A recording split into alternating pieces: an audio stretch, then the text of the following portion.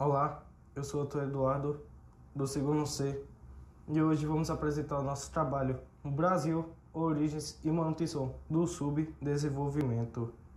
Primeiramente, vamos falar um pouco sobre os fatores que levaram o Brasil ao subdesenvolvimento. Obras de diversos autores revelam que as raízes dos problemas do nosso país estão fincadas fortemente na formação histórica da sua sociedade, a começar pelas características que marcaram a sua exploração e povoamento enquanto colônia portuguesa, passando pela posição subalterna do nosso sistema capitalista mundial, até as dificuldades de superar as relações externas e internas que perpetuam os problemas do subdesenvolvimento, inclusive no momento atual do capitalismo globalizado.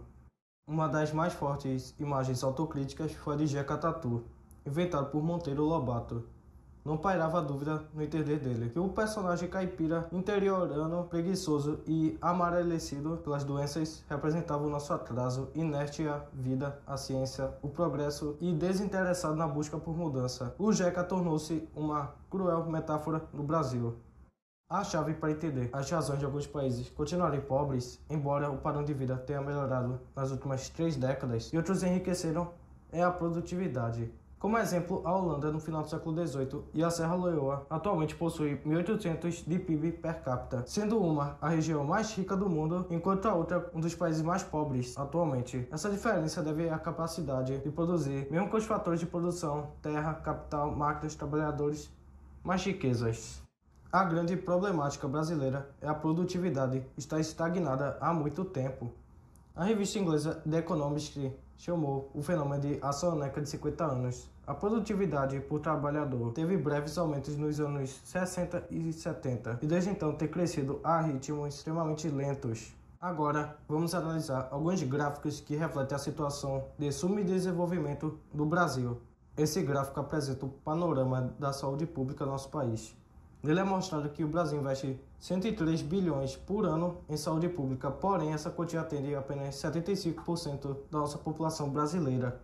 Na saúde suplementar, é investido cerca de 9 bilhões e meio, cobrindo somente 25% do povo.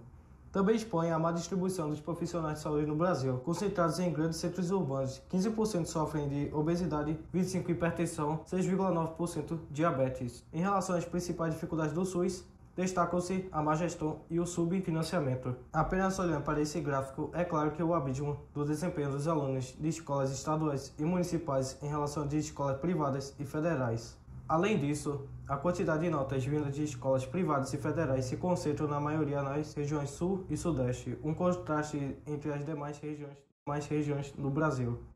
Nesse gráfico é apresentado o nível educacional da população brasileira em porcentagem, relacionando dados dos anos 2004 e 2013. Apesar da evolução das estatísticas, a quantidade de pessoas que finalizam o ensino médio e o ensino superior continua bastante pequena.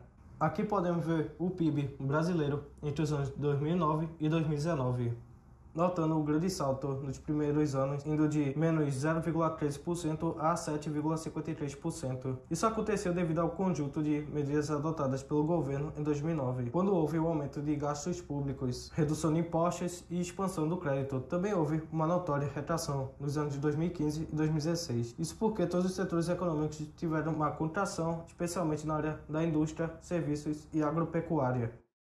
Esse gráfico que apresenta bastantes irregularidades, algumas destacadas como a distorção temporária causada pelo Plano Cruzado, entre os anos 1984 e 1988. O Plano Real, no qual 9 milhões de pessoas saíram da miséria em 2 anos, está aí sendo 1984 e 1988, e o ciclo de crescimento e transferência condicional de renda Bolsa Família de 2004 até atualmente.